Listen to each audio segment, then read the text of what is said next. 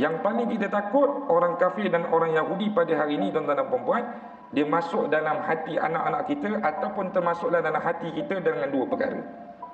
Kata Al-Fadhil Ustaz Azhar Idrus, jaga orang kafir dengan orang Yahudi ni, dia kata dia akan masukkan dua elemen dalam keturunan kita supaya kita ni tak payah belajar agama, supaya kita ni jangan sebarkan agama.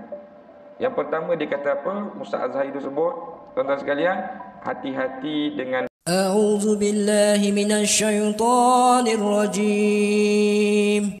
Assalamualaikum warahmatullahi taala wabarakatuh.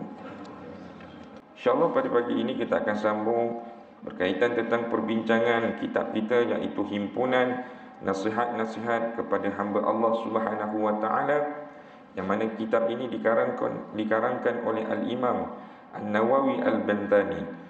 Jadi pada pagi ini Ustaz nak membincangkan ataupun sama-sama kita bermuhasabah diri satu topik berkaitan yang mana kita sepatutnya ataupun seharusnya di atas hamba Allah Subhanahu wa taala ini mengetahui bahawasanya ada ataupun tidak tanda kebaikan di dalam diri kita.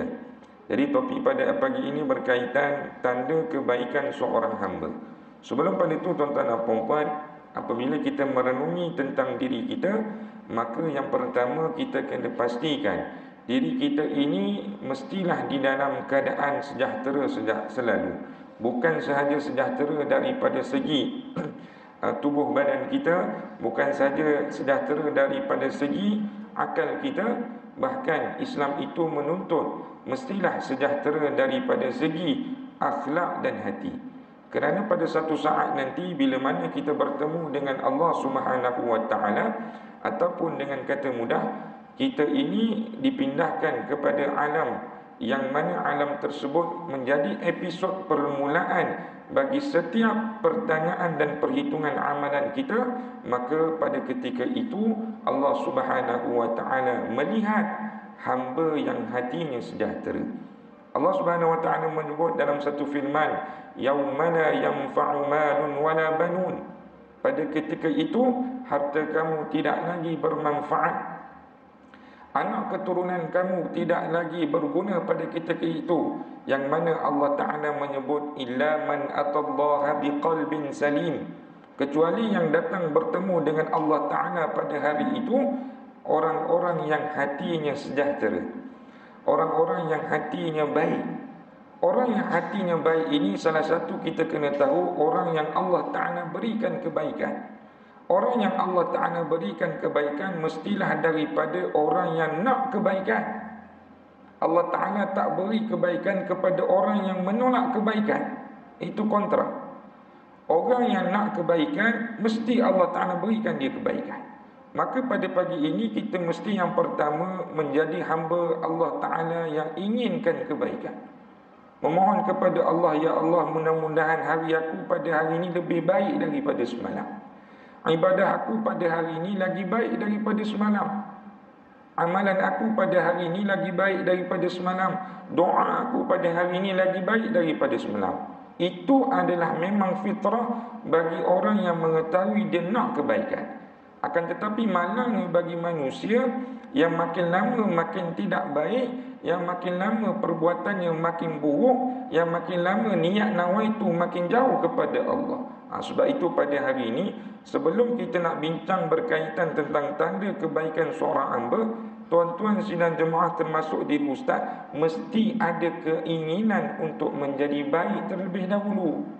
Tidak bermanfaat ataupun tidak guna kita membincangkan tentang tanda kebaikan, tapi dalam hati kita ni kita tak nak jadi orang baik.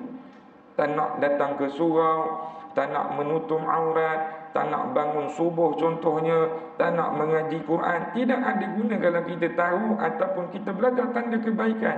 Kalau pada asalnya tapak kita ataupun perjalanan kehidupan kita ini kita dah tolak mentah-mentah kebaikan daripada Islam. Sebab itu dalam doa yang Ustaz baca ketika habis solat tadi, pertama kita nak jadi baik, kita kena redha dahulu Allah Ta'ala itu Tuhan kita. Kena redha dahulu. Maksud redha di sini kena patuh perintah dia.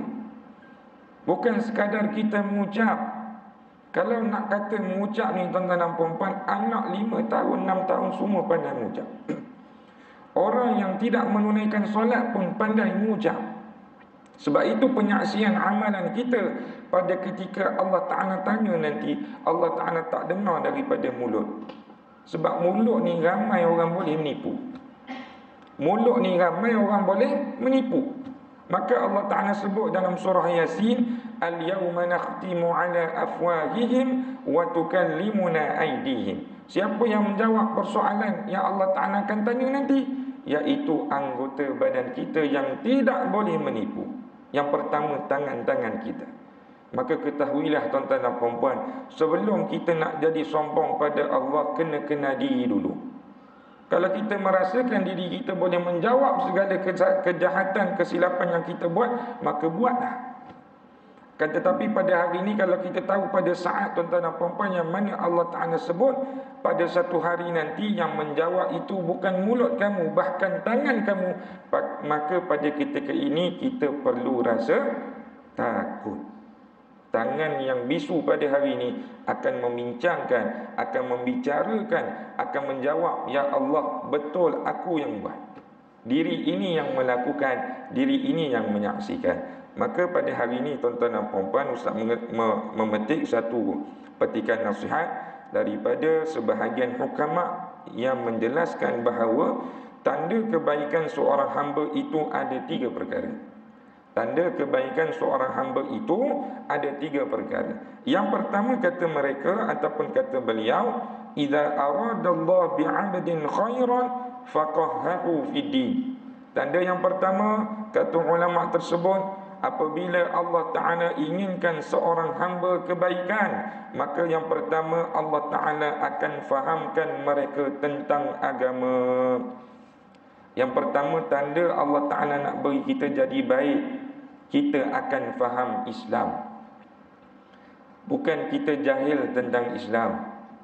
Sehingga Sayyidina Ali bin Abi Talib menyatakan, golongan yang pertama yang akan dicela oleh Allah Ta'ala pada hari akhirat nanti, yang pertama kata beliau, al-qana'atu bil jahli.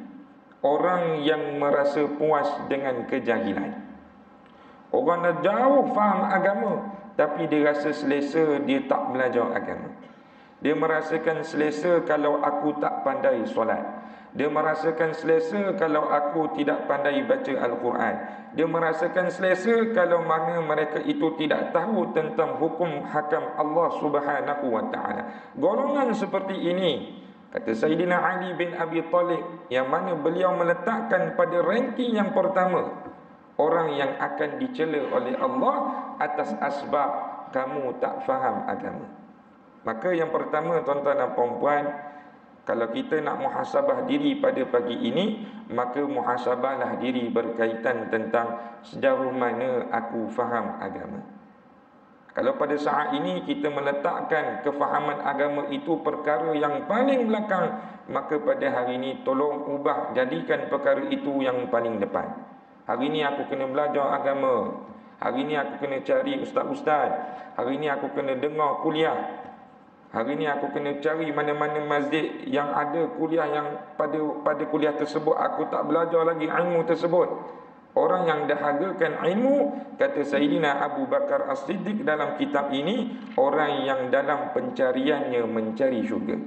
Kata beliau, man kana fi talabil ilmi, barang siapa yang sedang menuntut ilmu, kanatil jannatu fi talabihi, maka syurga akan berada dalam pencariannya. Bukan sekadar kita mencari ilmu ni, bahkan orang yang belajar ilmu tiap-tiap hari, sebenarnya dia nak cari jalan menuju ke syurga, kata Sayyidina Abu Bakar. Jadi menjadi pelik bagi orang yang menyatakan, ustaz, saya bosan dengar ilmu, saya ni tak suka duduk dalam majlis ilmu.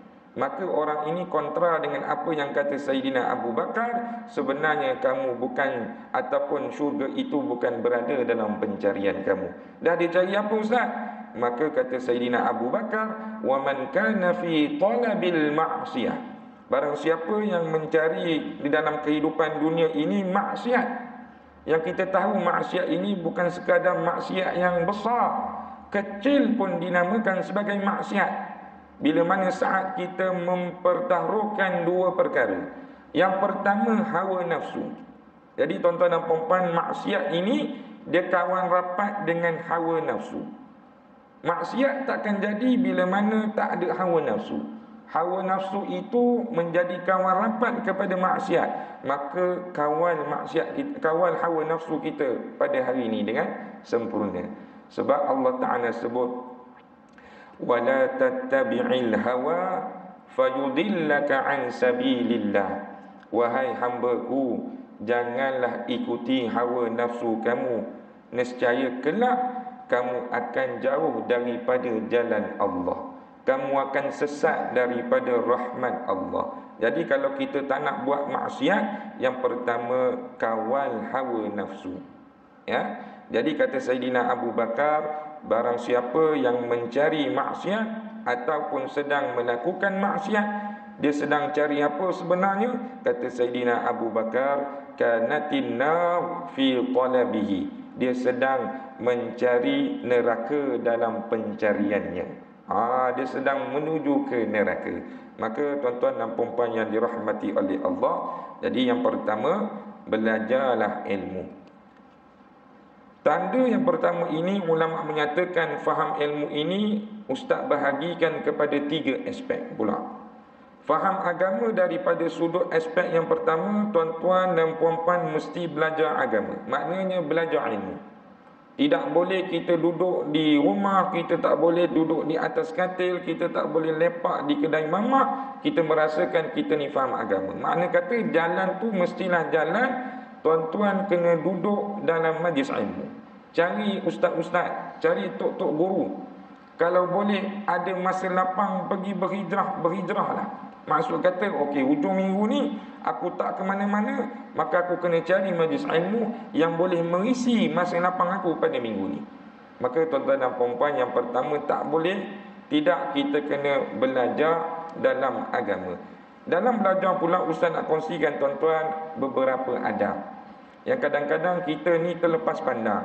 Aku belajar ilmu tapi kenapa ilmu aku tak dekat? Aku belajar ilmu tapi kenapa aku ni keluar pada surah lupa apa yang aku belajar tadi. Jadi yang pertama tuan-tuan dan puan-puan, beberapa adab yang perlu kita letakkan dalam belajar ilmu Allah Ta'ala ini. Yang pertama tuan-tuan, kena ada niat. Meskipun ada orang meletakkan niat itu tak penting, tapi kalau tanya pada ustaz, niat itu penting. Kerana bermulanya niat ini yang Allah Ta'ala nak tengok. Kamu ni sedang cari apa?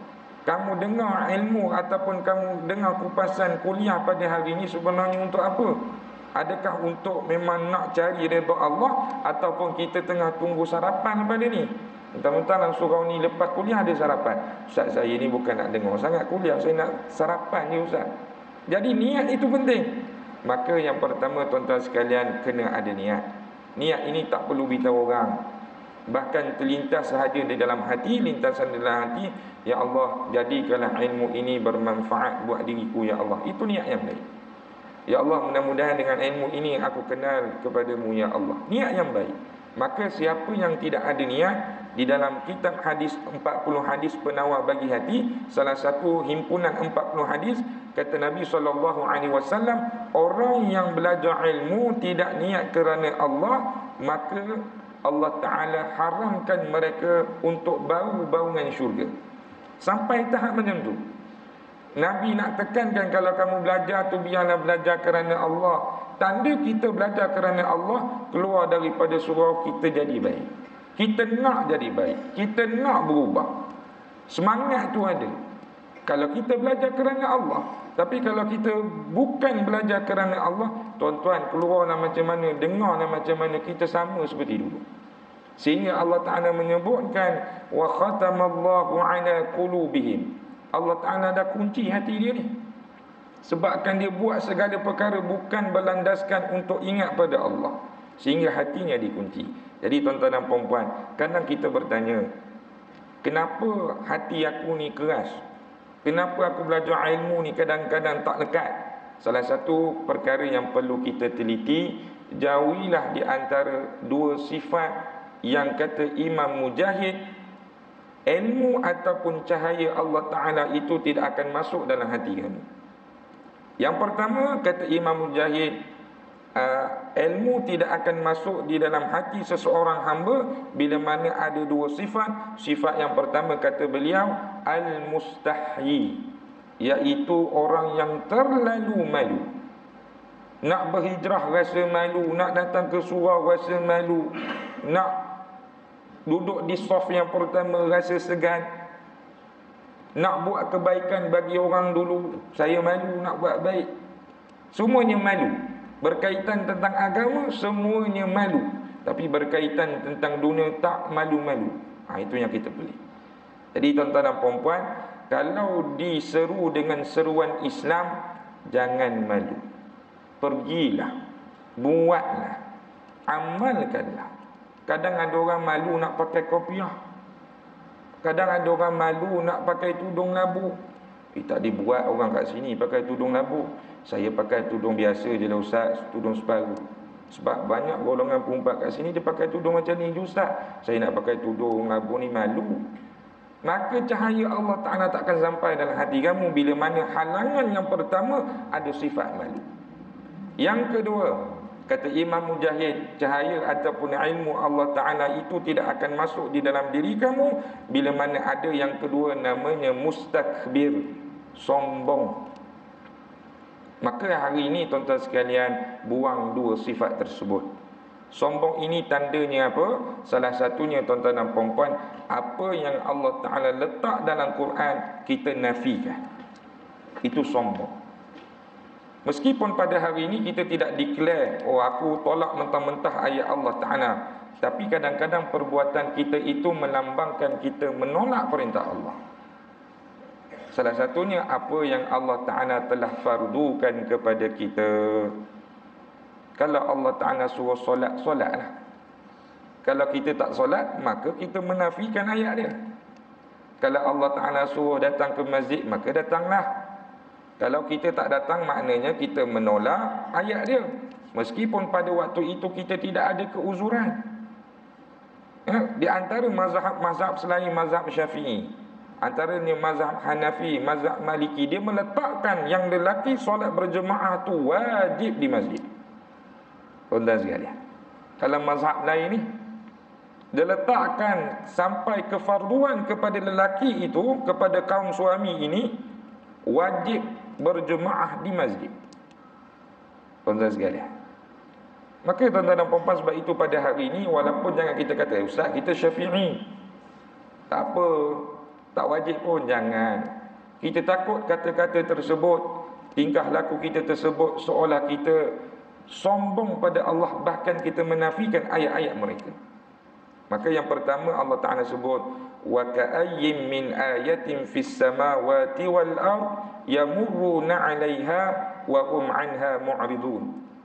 Berapa banyak tanda-tanda kebesaran kami yang kami berikan kepada mereka di atas langit dan bumi, yang mana mereka ini lalu akan tanda-tanda tersebut, akan tetapi mereka ini abaikan tanda-tanda kebesaranku. Sebenarnya tuan-tuan sekalian, bohong kalau kita ini tidak kenal Allah. Bohong kalau pada hari ini tak pernah dengar seruan azan. Bohong pada hari ini tak pernah nampak orang baik kat dunia ni. Bohong pada hari ini tuan-tuan dan puan-puan, kita tidak pernah nampak orang berbakti pada mak ayah, orang fakir dan sebagainya. Akan tetapi kenapa kita tak boleh buat macam mereka? Boleh istiqamah, datang ke masjid, bersurau dan sebagainya. Kadang-kadang itulah Allah Ta'ala kata, sa'asrifu an ayati alladhina yatakabbaruna fil ard. Orang yang tersebut, golongan yang macam ni, di antaranya Allah Ta'ala palingkan ayat-ayat suci Al-Quran kepada mereka. Sebab kenapa? Dalam hati dah ada sifat sombong. Dia dah tolak mentah-mentah. Dia merasakan sombong itu sebab apa? Hari ini aku sehat, contoh. Hari ini aku kaya, contohnya. Hari ini akulah golongan yang paling cerdik, contohnya. Dan golongan macam inilah yang Allah Ta'ala sebut akan jadi sebesar-besar takabur dalam diri, seperti mana Fir'aun laknatullah tak pernah diuji dengan sakit. Allah Ta'ala letakkan banyaknya pengikut-pengikut pada ketika itu. Allah Ta'ala meletakkan dia ni ada kuasa. Bila cakap A, orang akan ikut A. Sebesar-besar takabur Fir'aun. Maka tuan-tuan sekalian, meskipun bukan kita nama hari ini Fir'aun, tapi jangan jadi perangai macam Fir'aun. Kalau ada kelapangan, ada waktu, kesihatan yang Allah Ta'ala beri kepada kita untuk faham agama, jangan kita lepas nikmat tersebut. Sebab apa? Takut kita ini digelar sebagai orang yang sombong. Duit dah cukup, tabungan dah cukup, isteri tiba-tiba kata, bang, tak nak ke buat rayuan haji tahun ni, ataupun daftar haji ni, kita tak pernah daftar haji ni bang. Tak apalah, kita bagilah ke orang lain. Abang ni penat kumpul duit, nak pergi haji sekarang ni bukan murah. Contohnya, tabungan kita cukup bang. Dengar dah seruan ni tuan-tuan sekalian, yang bila mana kata Nabi, di antara rukun Islam itu kamu menunaikan haji bila mana kamu mampu. Dah cukup dah ni, sepatutnya mampu, seruan dah sampai. Tapi bila mana saat kita merasakan kita sehat, nawaitu kita ini masih lagi banyaknya kepada hawa nafsu, maka kita abaikan seruan tersebut. Jadi tuan-tuan dan puan-puan, yang nak dapatkan tanda kebaikan seruan agama, sebab itu yang pertama kena belajar ilmu agama.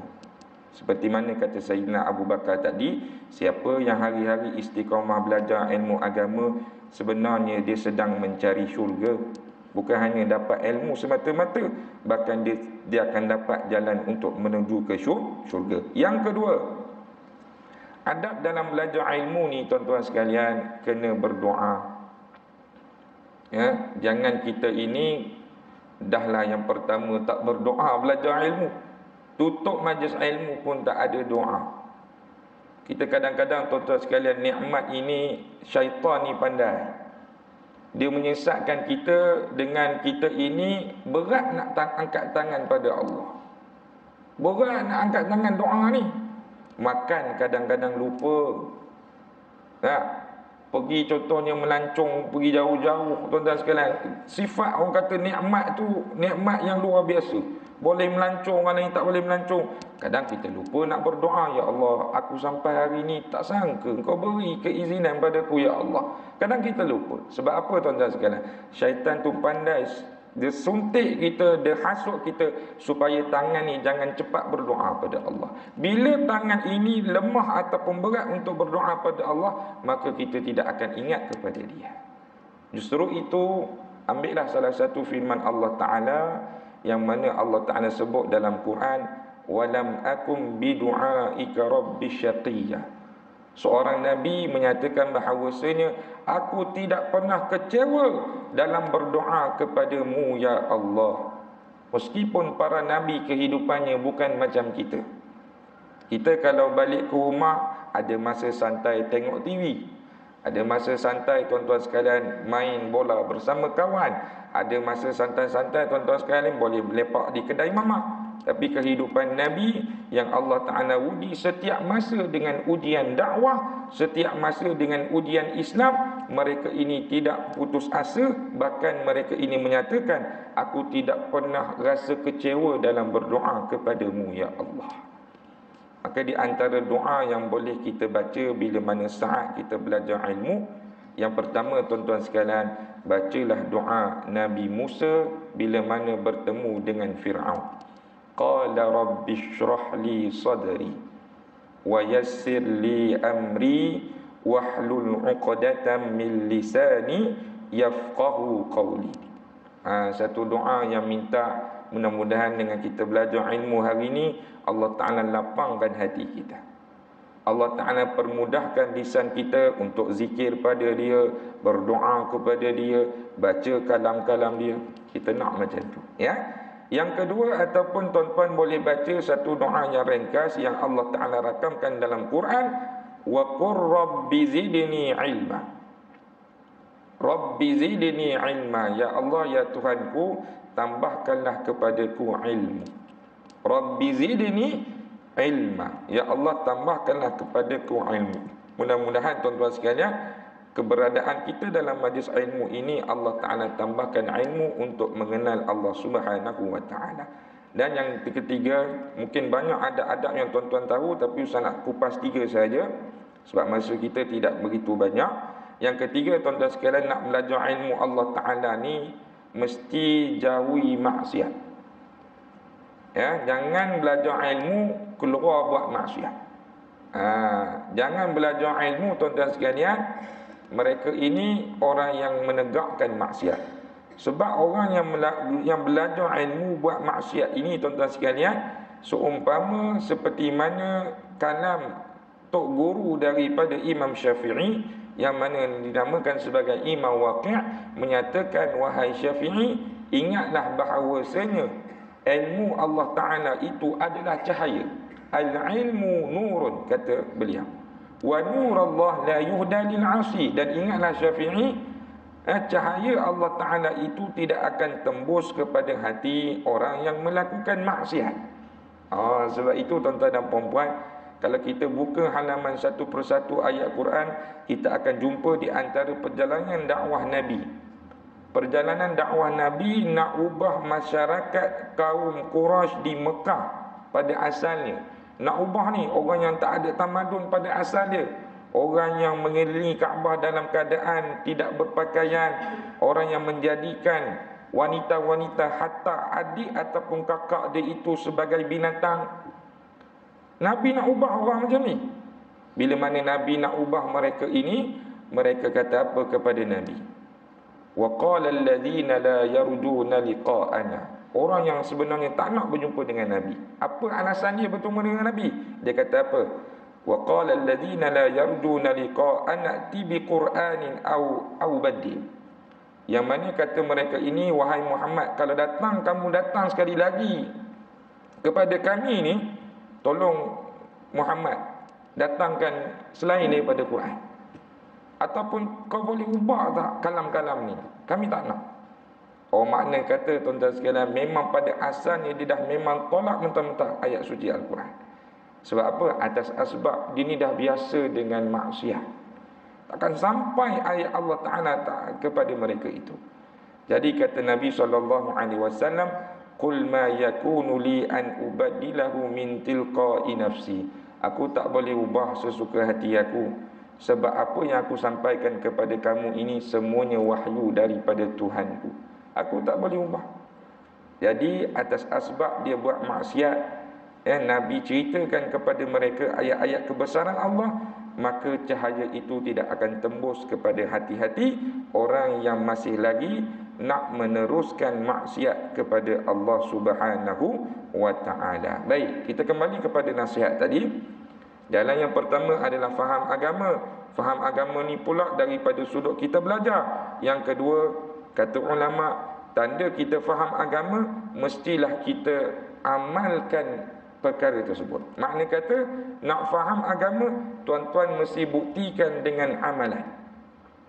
Ya, faham agama, tanda Allah Ta'ala nak beri kefahaman agama, tuan-tuan mesti buktikan dengan amalan. Sebab itu kalau dengar mana-mana orang yang dia mengisytiharkan, mari belajar satu ilmu, kenal Tuhan dengan aku. Kita pun dengar, tuan-tuan sekalian.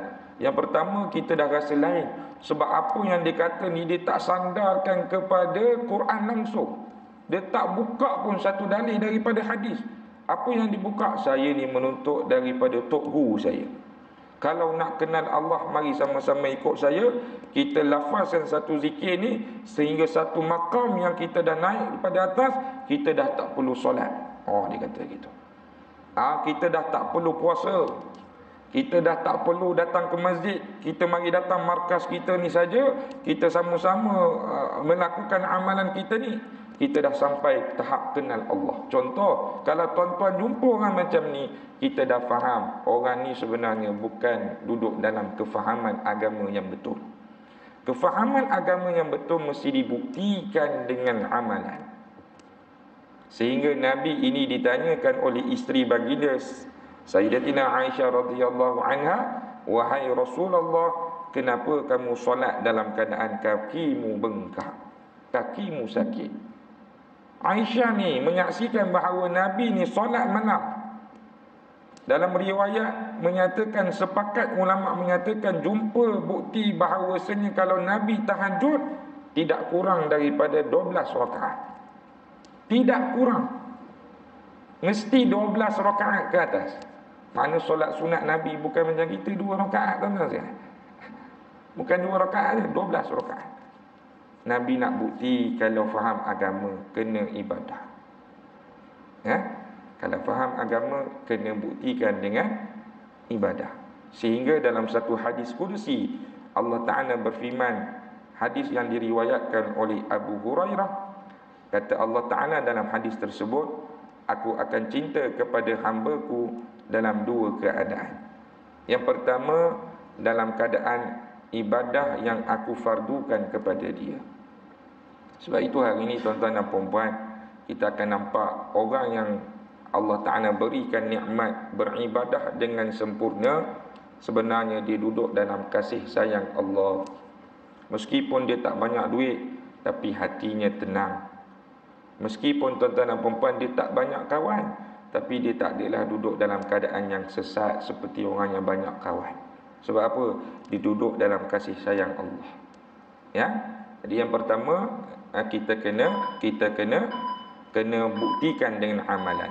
Jadi yang kedua, kata Allah Ta'ala dalam hadis tersebut, aku akan hampir kepada hamba-Ku yang menunaikan amalan-amalan sunat sehingga aku sayang pada dia. Jadi tuan-tuan sekalian, hari ini tolong ubah, bukan setakat kita jaga yang fardu, kita banyakkan yang sunat.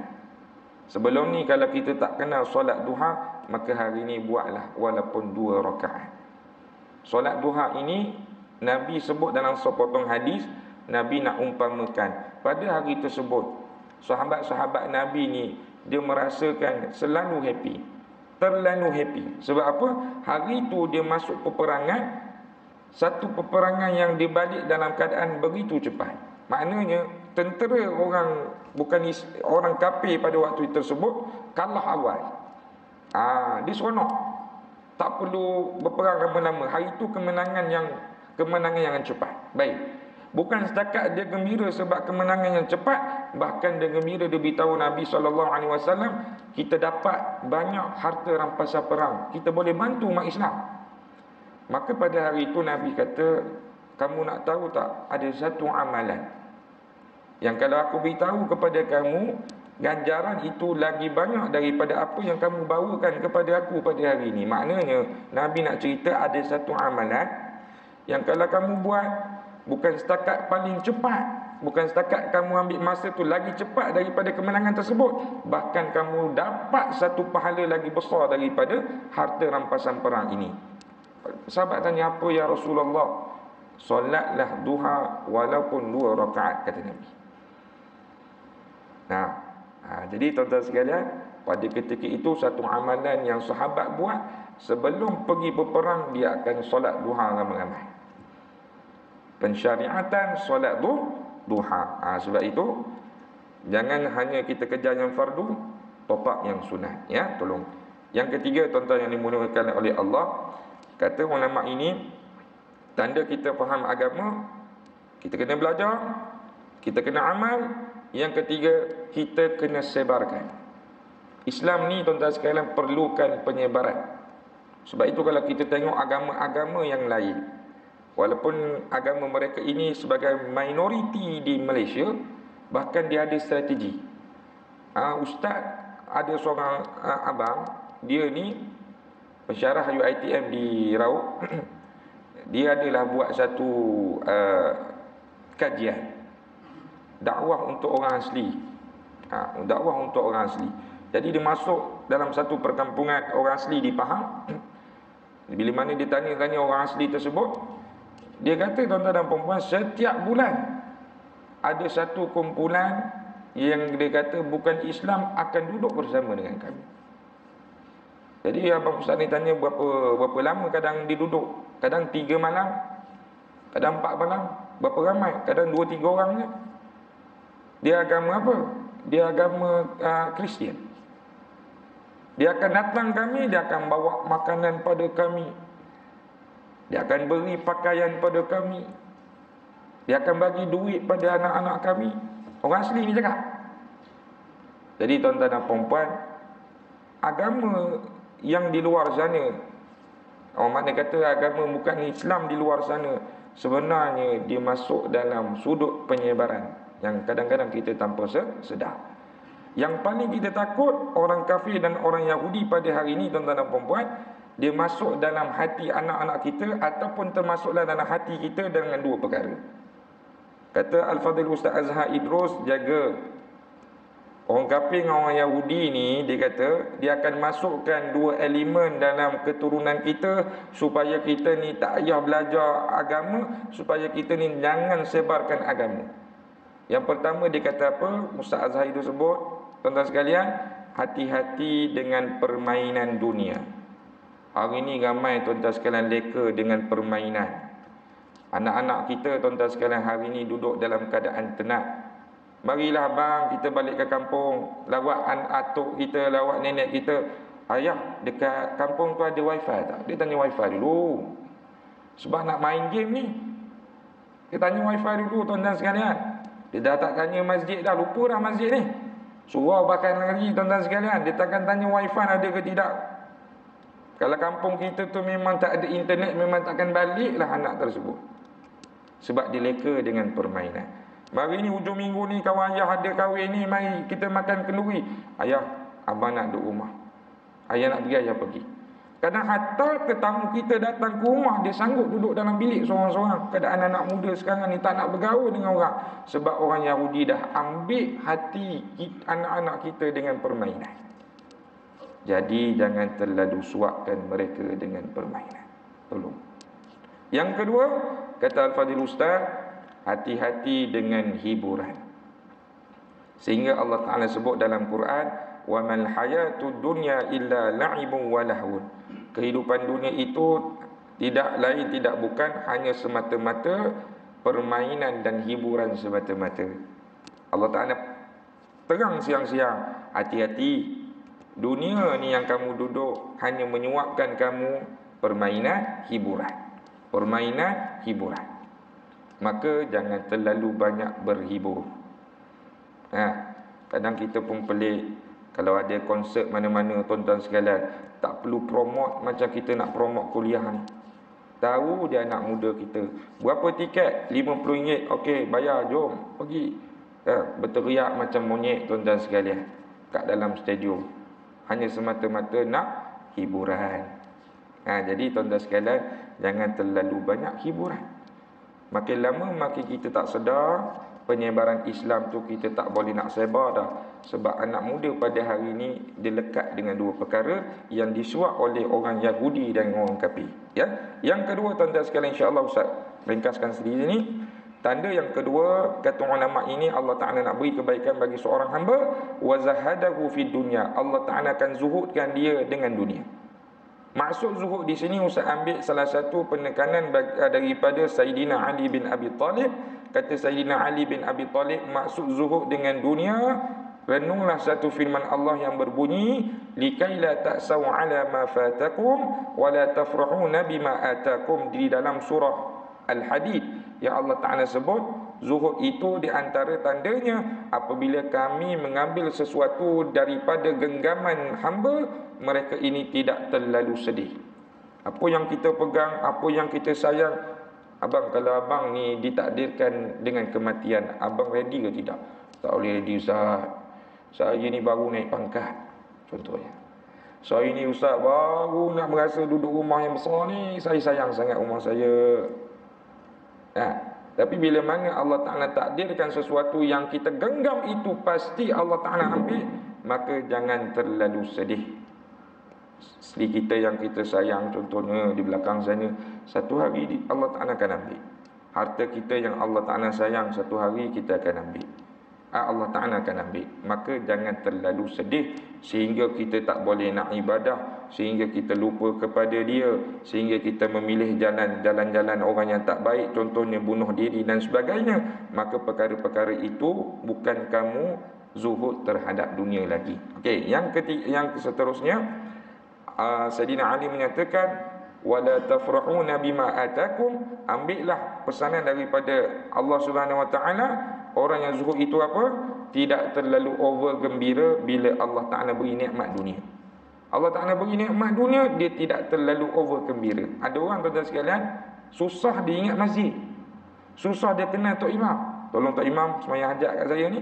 Saya ni duduk dalam keadaan susah dah ni, Tok Imam 4 bulan tak kerja.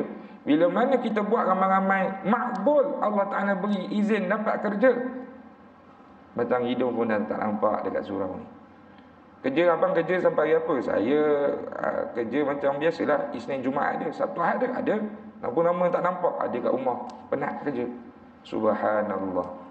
Bila Allah Ta'ala beri nikmat, dia lupa. Terlalu gembira pada Allah, terlalu gembira pada dunia, dia lupa pada Allah.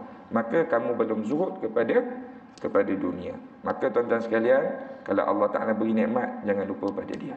Yang terakhir, wa bassarahu bi'uyubi nafsihi.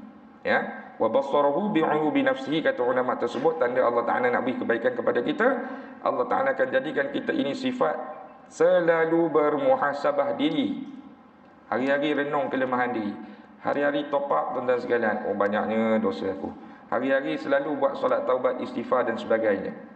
Ya, semalam hari 2 hari lepas tuan-tuan sekalian, seorang jemaah ustaz yang di antara jemaah yang ustaz sayang. Ustaz duduk di masjid dah 3 tahun, masjid itu ustaz jaga. Ada seorang jemaah ustaz ni, dia umur 67 tahun. Dah tua dah tuan-tuan sekalian. Haji Ma'ruf, dia meninggal dunia, keadaan kita pun tak sempat, orang kata tak sedar. Dia tak beri tanda tuan-tuan sekalian. Dia ni kalau penceramah semua akan kenal dia. Sebab apa? Kalau penceramah beri ceramah, dia akan duduk paling depan. Memang penceramah akan kenal dia. Nak katakan yang kedua, kekuatan arwah ni tuan-tuan sekalian, Isnin dan Khamis tidak pernah miss berpuasa. Tidak pernah. Kadang ustaz pun, kadang kita pelawa lah juga, marilah sarapan dengan saya hari Isnin ni. Ustaz, tolong ustaz, saya Isnin Khamis memang saya nak puasa. Saya nak berpuasa, saya banyak salah ustaz. Bagilah akhir-akhir umur saya ni, saya nak top up. Okey, tak apa. Kita faham. Ya. Pak Gad kata, masjid biasa buka pagar pukul 4.30 pagi. Setiap pukul 5 pagi, dialah orang yang pertama sampai. Jadi nak ditakdirkan tuan-tuan sekalian, yang meninggal baru ni dalam keadaan yang pelik. Yang pertama tuan-tuan sekalian, biasanya kami selepas subuh ni, kami ada tadabbur Quran satu muka dengan jemaah. Dia biasa tak miss, tapi hari tu dia tak ada. Dia habis beri salam, tak sempat baca doa, dia ambil beg dia start motor, dia keluar. Mungkin barangkali haji ni ada urusan lain. Pukul 6.45 kata Pak Gad nampak dia keluar daripada masjid Bandar Estate. Kemudian dia meninggal di Jalan Dengkil, ya, pada pukul 9.30 pagi. Tanya ahli waris kata dia tak balik ke rumah. Kita pun pelik. Dan dia ni, perangai dia ni tuan-tuan sekalian, dia ni takkan keluar daripada Bandar Estate bawa motor, sebab dia ni tak berapa sihat. Kadang dia nak pergi ke Nilai pun nak sarapan, dia akan ajak ustaz, boleh tak tolong saya nak makan sangat kat kedai ni, tapi ustaz tolonglah bawa saya ni mata tak berapa nampak. Dia takkan bawa kereta, tapi satu hari tu dia bawa motor. Dalam keadaan pada hari Khamis, memang dah dia berpuasa tuan-tuan sekalian. Jadi pendek cerita, meninggal dunia. Tuan-tuan sekalian, first time ustaz sembahyang jenazah dalam keadaan tak boleh kawal menangis. Tak boleh kawal. Jujur saya kata tuan-tuan sekalian, takbir yang pertama dah sebab, takbir yang kedua dah sebab. Dia kata ustaz, antara momen ustaz dengan dia kata, boleh tak ustaz tolong bawa saya pergi Masjid Temerloh Jaya, saya nak tengok sangat masjid yang orang kata ramai orang datang. Ustaz bawa. Makna keinginan dia tu tuan-tuan sekalian, keinginan yang dia kata, yang ustaz berkawan dengan dia, hari-hari ustaz jumpa dia, ustaz boleh muhasabah diri sama. Ya Allah, aku ni tak dapat kekuatan macam dia, boleh puasa setiap Isnin Khamis. Ya Allah, aku ni jauh lagi pada dia. Jadi elemen yang macam ni yang kita nak. Ada kawan yang kawan boleh muhasabah diri, kita kenal Allah. Sebab itu renung satu ayat, Allah Ta'ala tanya kepada hamba-hamba yang tak nak muhasabah diri setiap hari dengan satu firman dalam surah Tur. Allah Ta'ala sebut sebagai penutup kita pada pagi ini. Apa Allah Ta'ala sebut? Am khuliqu min syai'in am humul khaliqun. Orang-orang yang sombong macam ni, tak nak banding kepada Allah, dia sebenarnya diciptakan oleh siapa? Allah Ta'ala tanya. Ataupun dia sendiri yang menciptakan diri dia? Allah Ta'ala tanya. Maka tuan-tuan sekalian, Ingat, satu hari kita akan mati. Maka sebelum kematian bertemu dengan kita, tuan-tuan, sama-sama ambil jalan untuk muhasabah diri. Jangan banyak muhasabah orang. Kita ni minta maaf, kadang banyak muhasabah orang. Tu ustaz, dia ni ustaz. Ustaz tak tahu dia tu ustaz. Dia saja tak pernah tunjuk pada diri kita. Jadi sama-samalah pada hari ini, mulakan langkah untuk jadi orang yang baik. Banyak renung diri, banyak muhasabah diri pada Allah. Jadi setakat itu saja daripada ustaz. Kita pun dah menghampiri 7.40. Apa yang baik itu datangnya daripada Allah. Apa yang kurang dan lemah itu datang daripada diri ustaz. Jadilah, mohonlah pada Allah, mudah-mudahan Allah Ta'ala berikan kepada kita tanda kebaikan. Yang pertama, kita makin lama faham agama. Yang kedua, kita mohon pada Allah, Allah Ta'ala berikan sifat zuhud kepada dunia. Dan yang ketiga, kita mohon pada Allah, mudah-mudahan Allah Ta'ala izinkan hari-hari kita bermuhasabah diri kepadanya. Jadi setakat itu saja daripada ustaz.